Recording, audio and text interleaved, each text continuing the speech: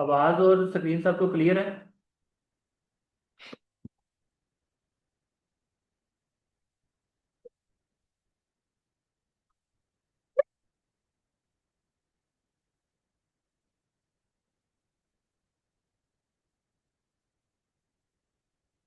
Unit number 7, इसमें conditional formatting है। Home में जाएंगे, स्टाइल में जाएंगे, आगे कंडीशनल फॉर्मेटिंग आ जाएगी, उसको जो है हम अप्लाई कर सकते हैं। नंबर 1 पे हम क्या कर सकते हैं, click the home tab on the ribbon, ribbon पे होम में जाएंगे। तो उसके बाद कंडीशनल फॉर्मेटिंग ऑप्शन में जाएंगे, you will find the drop down menu, choose the option new rule. तो इसके अंदर से जो है हम ऑप्शंस लगा सकेंगे। अब इसमें देख लेते हैं कि फर्ज करें हमारे पास अगर ये वाला हमारे पास शीट है, तो इसके अंदर अगर हम इसको लगाना चाहें,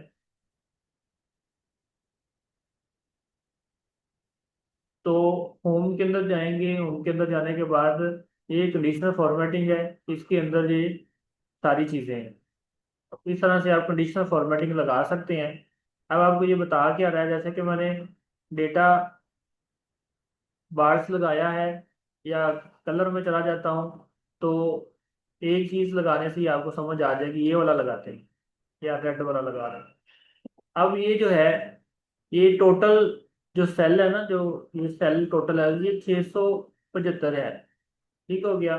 उसकी वैल्यू अब उसके मुताबिक जो है ना, इसको उसने बेस बनाया और वो बता रहा है कि ये कितना फिल है, ये 360 है, यानी इतना खाली है, इतना फिल है।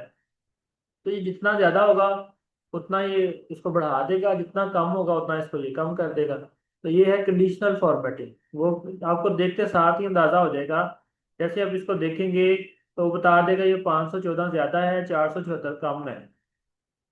ये हम ये भी अप्लाई कर सकते हैं, कंडीशनल फॉर्मेटिंग किसी एक के ऊपर भी कर सकते हैं, सारे के ऊपर भी कर सकते हैं। ठीक है, पूरे सेल के ऊपर भी कर सकते हैं, लेकिन दो को हमने जो है ना वो बनाएंगे, दो का हमने पेड़ बनाएंगे, उसके बाद जो है वो कुछ शो करेगा। अगर एक में करेंगे तो रिजल्ट नहीं आएगा।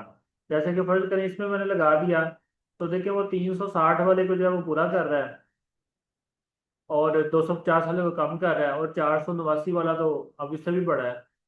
तो ये अगर आपने लगाना है तो पूरी किसी एक रो के ऊपर लगाएंगे या पूरे किसी एक कॉलम के ऊपर लगाएंगे। अगर आप किसी पूरे कॉलम के ऊपर लगाते हैं तो फिर आपको वो इसमें से एनालिसिस करके बताएगा कि आप जो जानना चाह रहे हैं वो सही है या नहीं सही। जैसे मैंने अभी एक के ऊपर लगाया है, तो इस एक से पता चल जाएगा आपको कि कौन किसका नंबर ज्यादा है, किसके कम है। जैसे 532 वाले के फुल है, तो ये आ गई कंडीशनल फॉर्मेटिंग। क्लियर हो गया।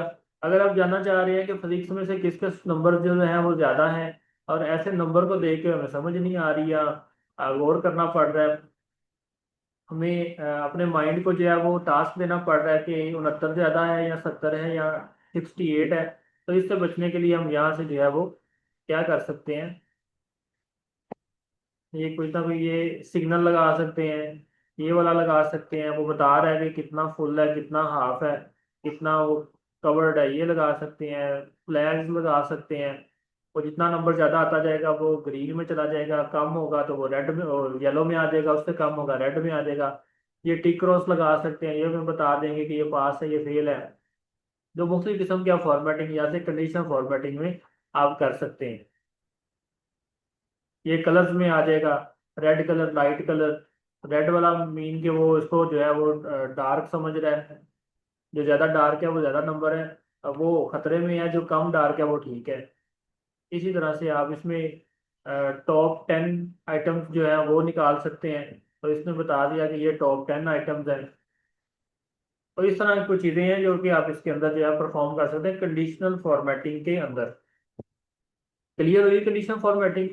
देखते साथ ही अंदाजा हो गया कि इसमें से कौन किसके नंबर ज्यादा है, किसके कम है। जिसे कहते हैं आई कैचिंग जो है वो कंटेंट होना चाहिए, तो आप देखते साथ ही समझ आ जाता है कि ये क्या है, हमें पढ़ना नहीं पड़ता। जैसे दरवाजा है ना, दरवाजे को हम देखते हैं तो उसका नाम खुद ही देन में आ जाता है कि ये डोर है। तो इस तरह की चीजें जिसको देखते साथ ही समझ आ जाए, तो इस तरह से कंडीशन फॉर्मेटिंग में आप जा सकते हैं। कंडीशन फॉर्मेटिंग में जाके जो है वो आप अपनी फॉर्मेटिंग कर सकते हैं। उसके बाद ये कुछ सेल बने हुए हैं, कुछ टेबल, इनका डिजाइन ऑटो बना हुआ है, यहाँ से इसका भी लगा सकते हैं। किसी एक सेल का डिजाइन भी यहाँ से चेंज कर सकते हैं, किसी एक सेल का। आपने कोई एक सेल सेलेक्ट किया, जैसे ये स्टूडेंट नेम का सेल है, और यहाँ पे मैं सेल के स्टाइल में चला गया, तो जो मैं बदलूंगा ये उस तरह का डिजाइन बन जाएगा। ये डबल अंडरलाइन वाला हो गया, ये इस तरह से जो भी आप करना चाह रहे हैं, नीचे सिंगल लाइन लग जाएगी। तो आप किसी एक सेल को भी बदल सकते हैं, आप उसको ज्यादा सेल को सिलेक्ट करके भी इसको बदल सकते हैं।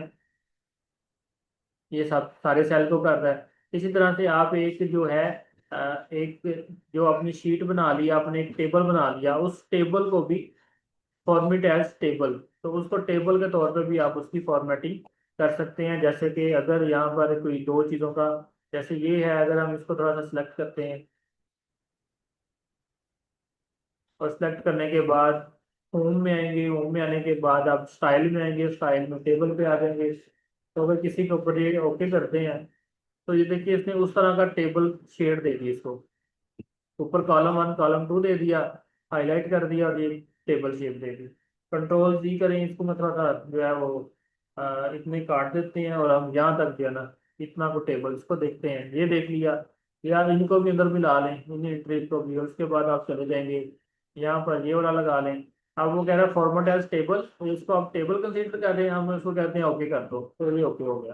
तो उसने इसको इसमें कन्वर्ट कर दिया। इसके अंदर और भी डिजाइन पड़े हुए हैं, आप किसी भी डिजाइन के अंदर जो है इसको ले सकते हैं, ये भी डिजाइन लगा सकते हैं आप। तो ये सारा कुछ आ गया। ये जो एरो आता है इसको फिल्टर बोलते हैं, ये जो एरो है इसको फिल्टर बोलते हैं। तो आगे फिल्टर भी हम पढ़ेंगे। कंडीशनल फॉर्मेटिंग समझ आ गई तो मुझे बता दे, ताकि हम आगे जाए। इसके अंदर हम एक सेल को डिजाइन स्टाइल लगा सकते हैं, हम एक पूरे टेबल को लगा सकते हैं, और इसमें हम कंडीशन फॉर्मेटिंग भी कर सकते हैं, यानी कि वो हमें हमें डेटा से समझ आ जाएगा कि ये क्या है। इसमें न्यू रूल भी बना सकते हैं, आप नया अपने पास से रूल बना दो कि अगर ये डार्क की तरफ जा रहा है, तो ये उसने बताया हुआ है लो एस्ट वैल्यू है, और मिनिमम की जाएगा तो हाईएस्ट वैल्यू है। यानी कि अगर रेड इसको कलर आप कर देते हैं, तो अगर प्योर रेड है, तो प्योर रेड का मतलब अगर खतरे का काम है, तो ये वैल्यू गलत है, तो वो लोएस्ट वैल्यू, यानी अगर किसी स्टूडेंट के नंबर 33 हैं तो वो प्योर रेड हो जाएगा।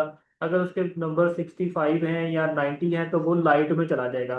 तो अब ये रूल अपना भी बना सकते हैं, आप उसको खुद भी चेंज कर सकते हैं। टू कलर ले लेंगे आप ऊपर से, टू कलर लेने के बाद आप इसको बता सकते हैं कि आप इसको लोएस्ट वैल्यू करना चाह रहे हैं, हाईएस्ट वैल्यू करना चाह रहे हैं। आप यहाँ से कलर बदल सकते हैं। आप इसको रेड कर दो, और इसको जो है वो आप ग्रीन कर दो। अब क्या होगा, इसको सॉरी इसको रेड कर दो और इसको ग्रीन कर दो। अब जो लोएस्ट वैल्यू रेड में आ गई, हाईएस्ट वैल्यू जो है वो ग्रीन में आ गई। आप ये वाली फॉर्मेटिंग भी लगा सकते हैं। जैसे कि फर्ज करें अभी हम इसको सिलेक्ट करते हैं, इसको सिलेक्ट किया, सिलेक्ट करने के बाद हम फॉर्मेटिंग में चले गए, न्यू रूल में चले गए। न्यू रूल में जाने के बाद हमने इसको लोएस्ट को जो है वो रेड कर दिया, और हाईएस्ट को जो है वो ग्रीन कर दिया। इसको करते हैं ओके। तो ये देख, तो जो लोएस्ट वैल्यू थी वो रेड में आ गई, और उससे जो कम है वो भी रेड में है, और जैसे जैसे बढ़ती जा रही है वो ग्रीन में आ रही है। अगर हम यहाँ से किसी एक वैल्यू को, जैसे ये 5 है, इसको हम 0 कर देते हैं, अब देखें ये उससे भी ज़्यादा डार्क हो गया रेड। तो ये कंडीशनल फॉर्मेटिंग के अंदर रूल आप खुद भी बना सकते हैं, आपने रूल कौन सा बनाना है। यहाँ तक क्लियर है।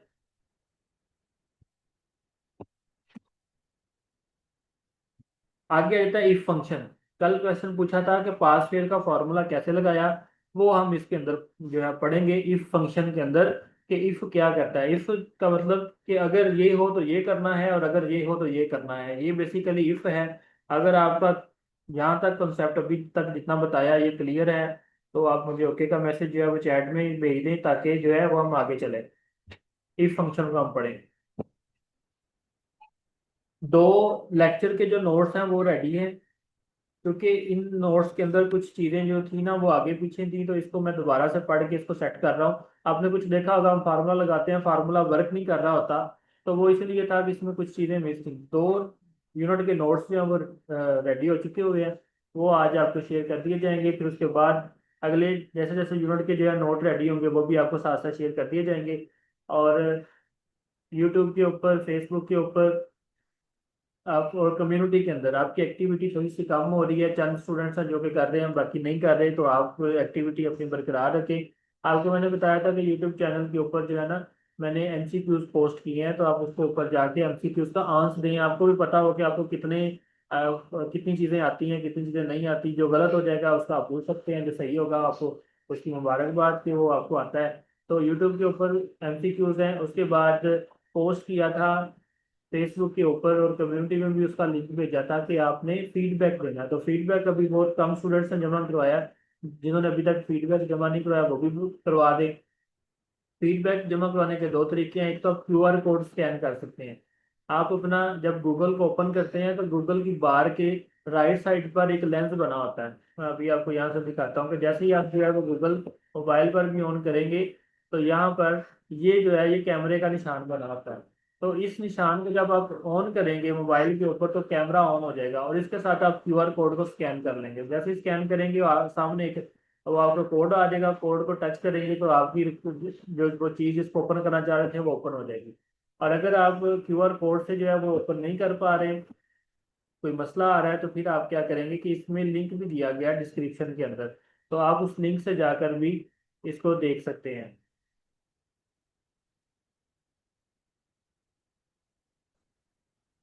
तो आपने उसको मंडे को सबमिट कराना था, नेक्स्ट मंडे आ रहा है। यहाँ से स्कैन भी कर सकते हैं इसको। और अगर स्कैन नहीं हो रहा या कोई मसला आ रहा है तो फिर आप इसकी डिस्क्रिप्शन में जाएंगे और ये इसका लिंक है। आप लिंक से भी जो है इसको ओपन करके तो फीडबैक दे सकते हैं। अब हम पढ़ रहे थे इफ कंडीशन के। जो इफ कंडीशन है उसमें हम क्या करेंगे, लॉजिक क्या देंगे। देखें इसमें बता रहा है कि आपने इफ लॉजिक टेस्ट, उसके बाद वैल्यू इज ट्रू और वैल्यू इज फॉल्स। यानी कि अगर ये इस टेस्ट को पास करता है तो ठीक है, नहीं करता तो गलत। यानी कि अगर हम कहते हैं कि अगर ये नंबर ये 50 या 50 से ज्यादा है तो ठीक है यानी पास है, और अगर ठीक नहीं है तो यानी कि फेल है।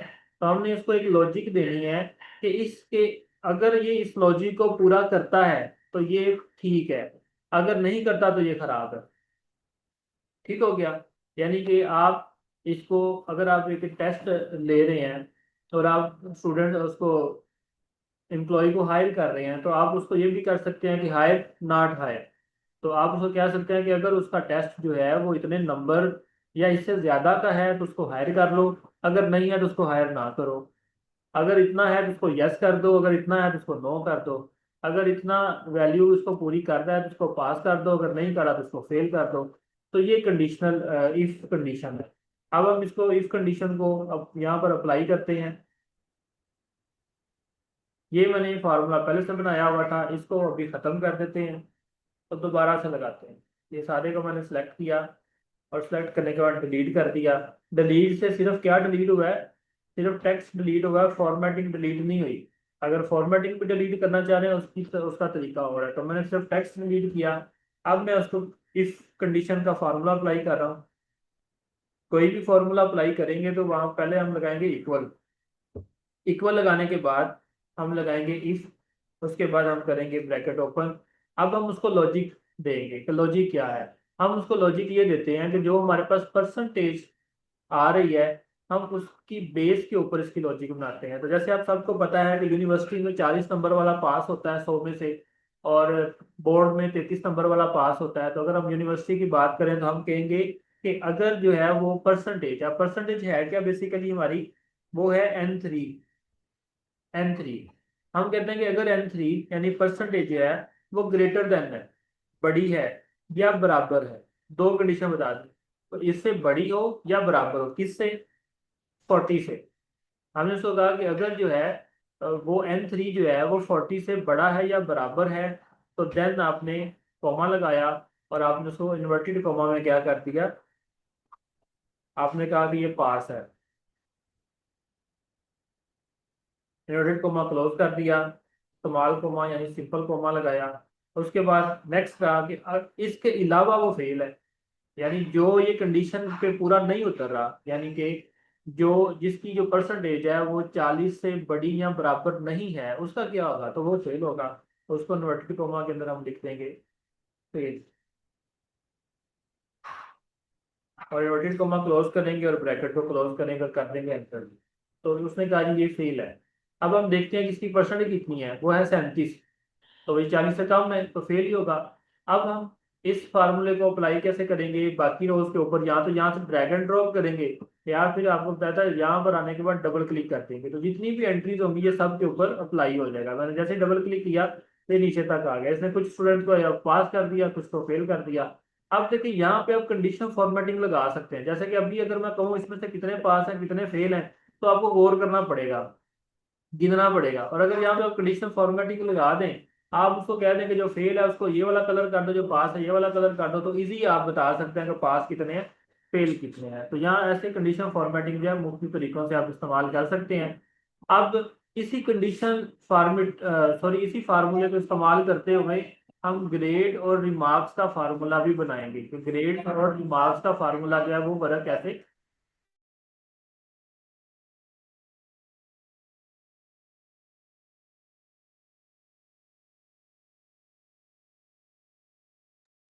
तो अब हम ग्रेड का फॉर्मूला लगाते हैं।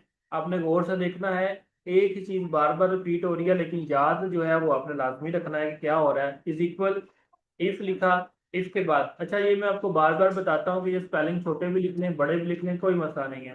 ब्रैकेट ओपन की, ब्रैकेट ओपन करने के बाद हम जो ये भी लॉजिक हम लगा रहे हैं किसके ऊपर, परसेंटेज के ऊपर ही लगा रहे हैं।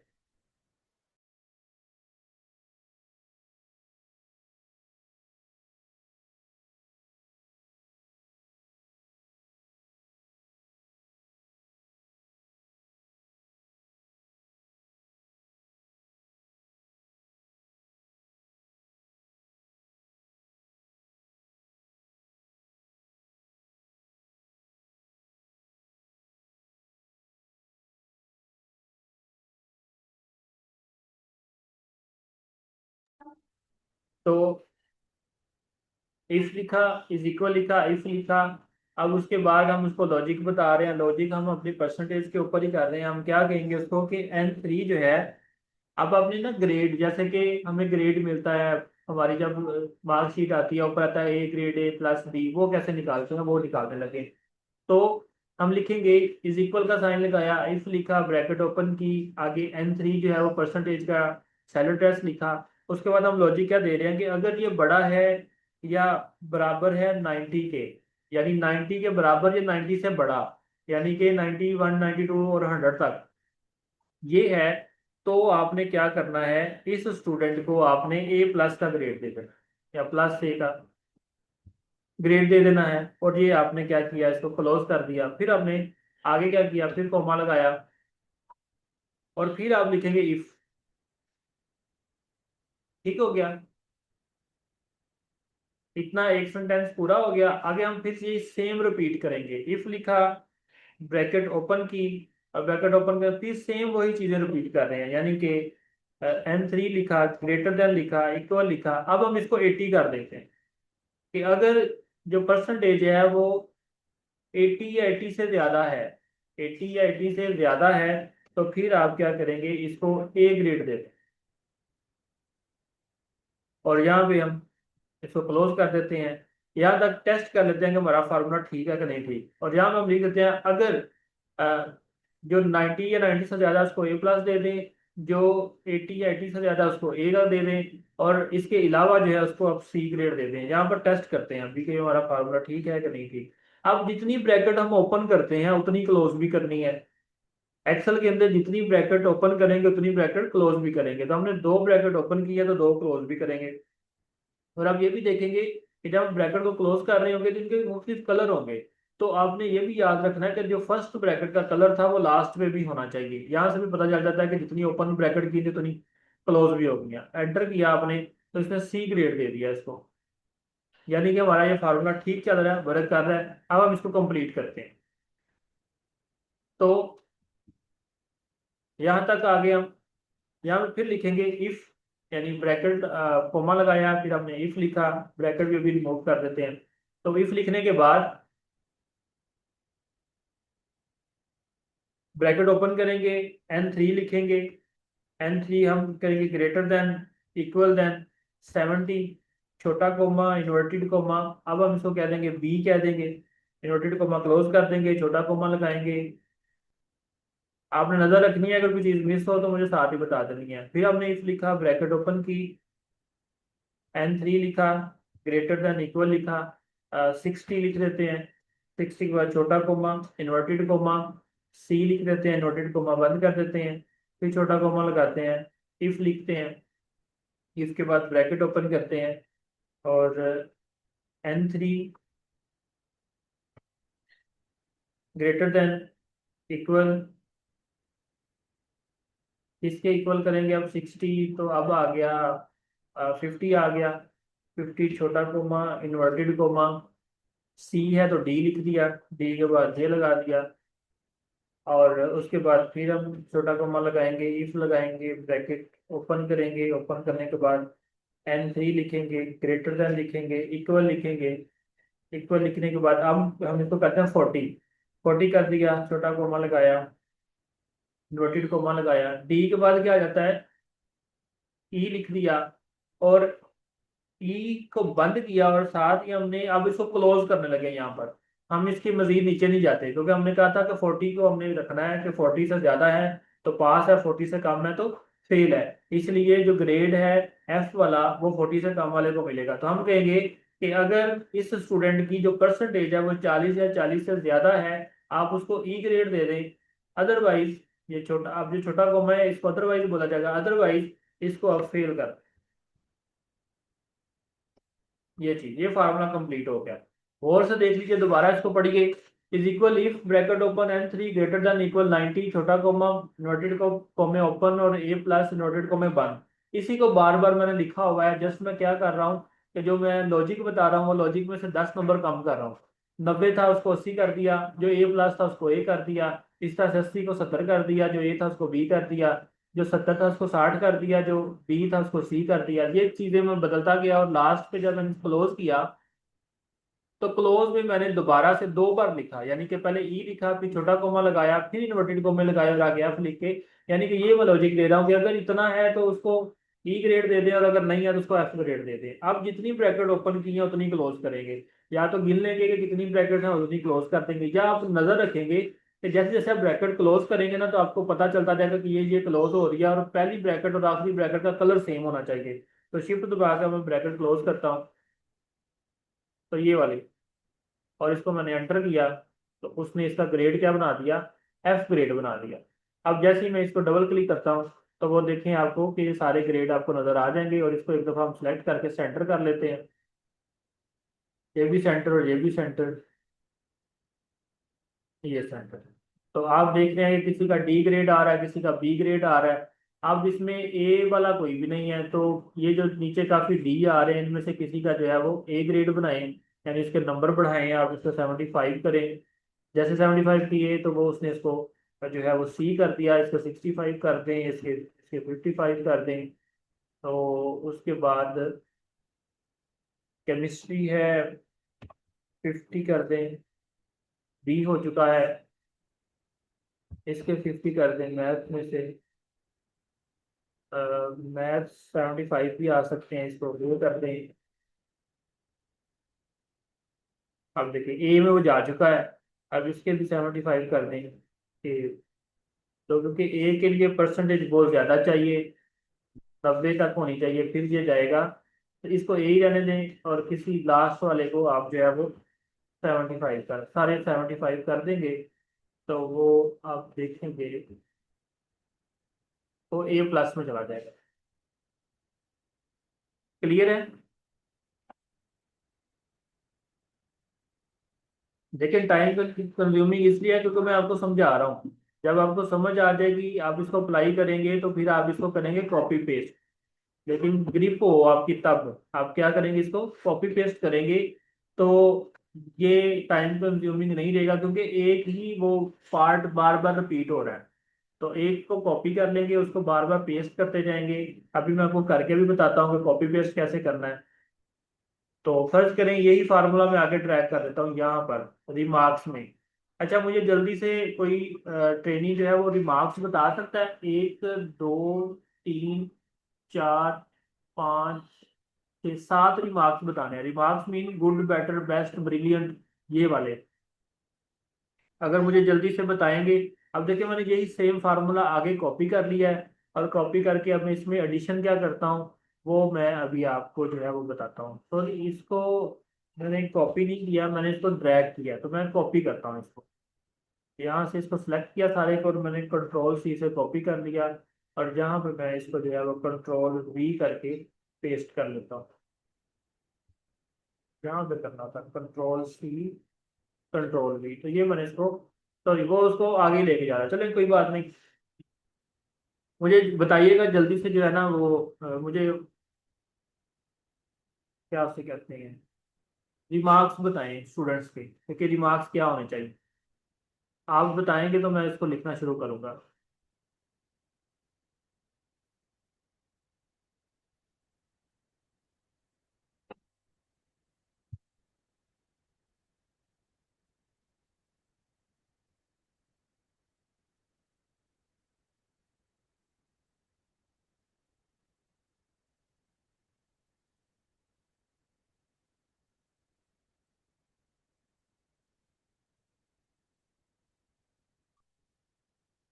एक एक करके भी सेंड कर सकते हैं आप, लिखी जाए सेंड करी जाए, लिखी जाए सेंड करी जाए।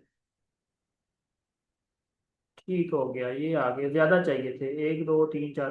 अब तो ये good better best fair excellent, ये इनकी तरतीब क्या है?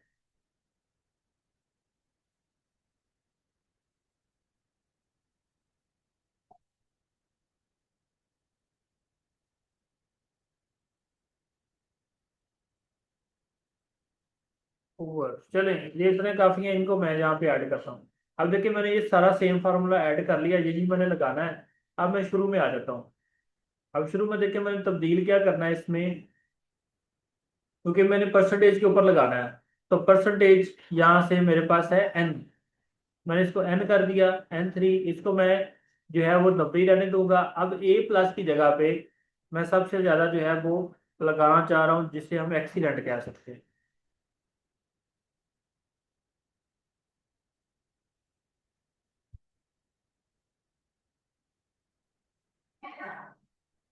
इसको हमने एक्सीलेंट कह दिया। आगे फिर मेरे पास ये ओ आ रहा है, तो ओ को मैंने कर दिया एन, और 80 को रहने दिया। अब जो ए है इसको हम कह देते हैं वेल डन कह देते हैं।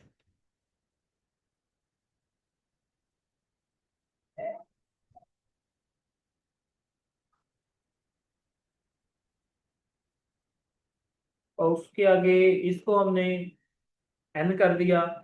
एन के बाद इस बी वाले को हम कह देते हैं अवेसम कह देते हैं।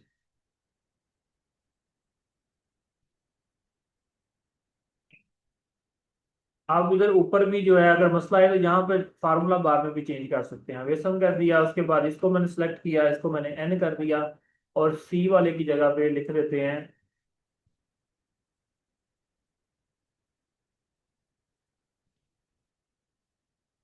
बेटर लिख देते हैं। और आगे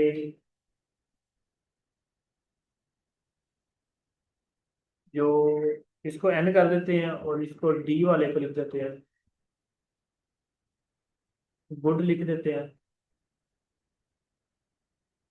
इसको एन किया, ई वाले को लिख देते हैं फेयर,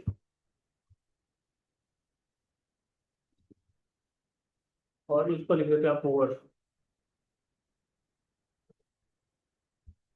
ये वही फार्मूला है जो कि इतनी सी कॉपी पेस्ट से हमने ओके कर लिया।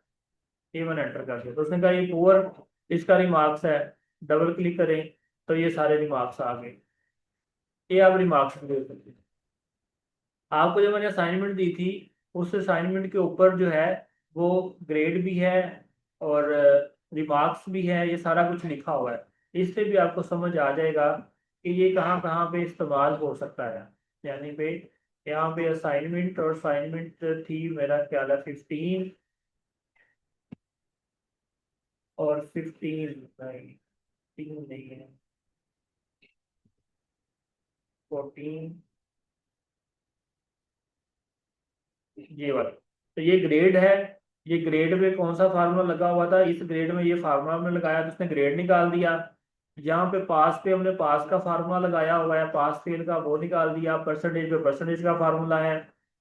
ये लिखा हुआ है ब्रिलियंट, तो ब्रिलियंट पे जो है हमने रिमार्क्स का फार्मूला लगाया। ये जो रिजल्ट है, रिजल्ट के आगे हम लिखेंगे ब्रिलियंट, यानी कि रिजल्ट प्लस रिमार्क्स।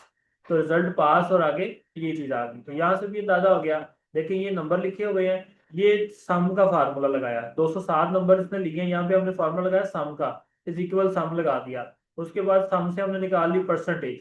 परसेंटेज हमने क्या कहा कि is equal obtain marks multiply by 100 divided by total marks, ये आ गया हमारे पास परसेंटेज। परसेंटेज से हमने लगाया पास का फार्मूला, हमने कहा कि अगर 40 से ज्यादा है तो पास कर दो, अगर कम है तो फेल कर दो।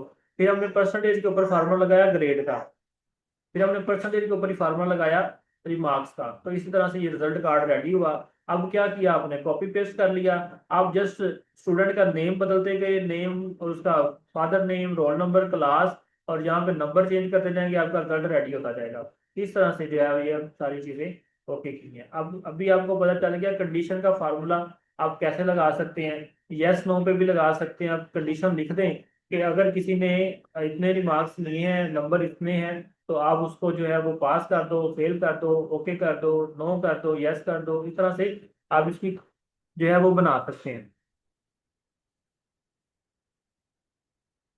तो ये रिमार्क्स आपने, अभी मैंने आपसे सजेशन लेके लिखे हैं, आप इसको अपने मुताबिक एक तरतीब से भी लिख सकते हैं कि ये कैसे होने चाहिए। जैसे एक्सीलेंट है, उसके बाद वेल डन है, यानी कि सबसे ज़्यादा नंबर है एक्सीलेंट है, उससे कम वेल डन है, उससे कम अवेसम है, उससे कम बेटर है, ये गुड है, ये फेयर है, ये पुअर है। इसको मजीद भी ऐड कर लेंगे। ये आपकी एक तरह की रिजल्ट शीट जो है अब रेडी हो चुकी है। इस रिजल्ट शीट के अंदर आप मुख्तलिफ चीज़ें देख सकते हैं, जैसे कि आप लास्ट पे जाते हैं तो आप ये भी देख सकते हैं कि मार्क्स क्या मिले हुए हैं।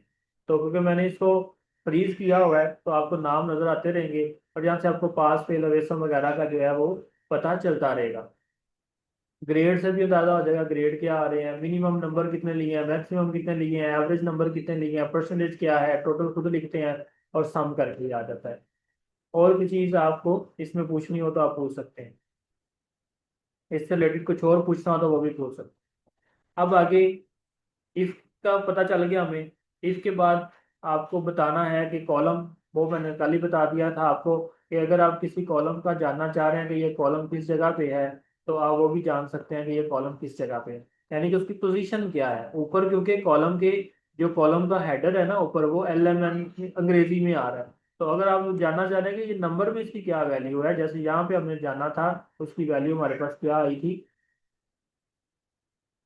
कॉलम ये है कॉलम, तो उसकी वैल्यू हमारे पास आई थी 6। कॉलम पोजीशन जानने के लिए उसकी, ये कट इसलिए रहा है क्योंकि जिस रो में मैंने लिखा है ना वो फ्रीज हुई है, तो इसलिए ये कटिंग में आ रहा है। ऊपर फार्मूला बार में आपका पूरा आ रहा है। तो ये कॉलम रो का बता दिया था। अगेन अगर आपने जानना है तो मैं आपको अगेन बता देता हूँ। इक्वल कॉलम लिखेंगे, ब्रैकेट ओपन क्लोज करेंगे तो ये बता देगा। यानी अगर हम जानना चाह रहे हैं कि एच जो है, एज जिसे आप कहते हैं, वो इस नंबर पे है, column bracket open close enter करेंगे तो एच जो है वो 8वें नंबर पे है। इसी तरह से अगर आप ये रो जानना चाह रहे हैं, यहाँ से वो रो हेडर को गायब कर देता है। अभी तो पता चल रहा है ना 29 नंबर रो है, लेकिन अगर वो इसको गायब कर दे तो आप यहाँ पर लिख सकते हैं, इसी जगह पे आप लिख लें रो और ब्रैकेट ओपन क्लोज कर दें तो वो बता देगा ये 29वीं नंबर रो है। तो ये था हमारे पास रो एंड कॉलम को जानने का तरीका। रो एंड कॉलम जानने के बाद हम आगे चलते हैं। आगे आता है कोड। इसका कोई इस्तेमाल नहीं है, लेकिन फिर भी मैं आपको बता देता हूँ कि कोड क्या है और ये काम कैसे करता है। हर करेक्टर का कोई ना कोई कोड होता है, हर करेक्टर का कोई ना कोई कोड होता है, और उस कोड को जो है वो अगर जानना हो उसका कोड क्या है तो वो हम जान सकते हैं। जैसे कि फर्ज करें, इसमें देखें, इसमें ये मैंने ABC लिखी है, ये मैंने लिखा ABCDEFG यहाँ तक, फिर मैंने दोबारा ए लिख दूंगी। अब अगर आप जानना चाह रहे हैं, ये करेक्टर है सारे, ये सारे क्या है करेक्टर, कोई फॉर्मूला नहीं लगा हुआ। अब आप जानना चाह रहे हैं कि ये जो करेक्टर हैं इनका कोड क्या है, इनका कोड क्या है। तो अब मैं यहाँ पे आपको बताता हूँ, आप यहाँ पे लिखें इज इक्वल CODE और ब्रैकेट ओपन करें। उसके बाद बताएं इसका सेल एड्रेस, ये सेल एड्रेस बता दें, इसका कोड जानना है, ब्रैकेट क्लोज करें एंटर करते हैं। तो वो बता रहा है कि इसका जो कोड है वो 97 है।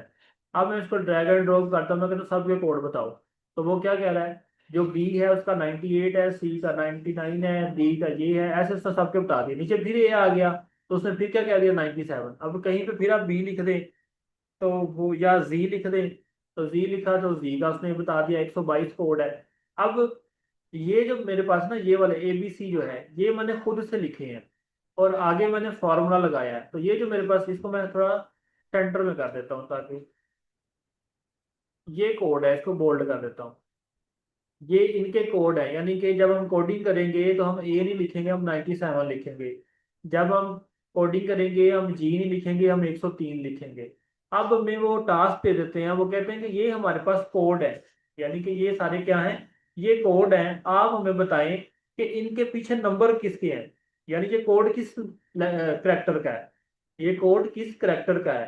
पहले उन्होंने हमें करेक्टर दिए और कहा कि करेक्टर के कोड बताएं, हमने कोड बता दिए। अब वो कहते हैं कि ये जो कोड है ये किस करेक्टर के हैं, तो अब हम करेक्टर निकालेंगे इस कोड से। हम लिखेंगे is equal CHAR character, formula फिर से देख लें, ये मसला ना, CHAR, हाँ करेक्टर का यही फार्मूला है। उसके बाद आप करेंगे ब्रैकेट ओपन करेंगे। अब आप उसको बताएंगे नंबर ये वाला, और उसके बाद आप उसको क्लोज करेंगे, एंटर करेंगे तो बता देगा कि ये जो कोड है ना 97, ये इसका करेक्टर ए है।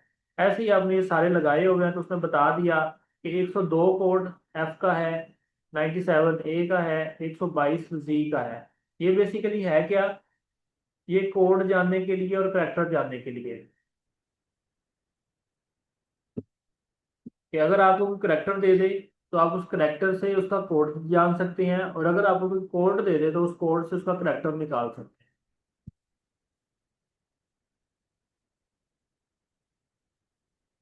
उसके बाद आ जाता है हमारा लास्ट जो है वो सॉर्ट डेटा, डेटा को सॉर्ट करना, सॉर्ट ए टू जी या जी टू ए आप सॉर्ट कर सकते हैं। तो इसमें हम आते हैं अपनी इस शीट में, और शीट के बाद अब देखें यहाँ पर मेरे पास ये जो डेटा है मेरा, मैं इसको सिलेक्ट करता हूँ और मैं इसको कर देता हूँ सॉर्ट। सिलेक्ट किया, सिलेक्ट करने के बाद आपने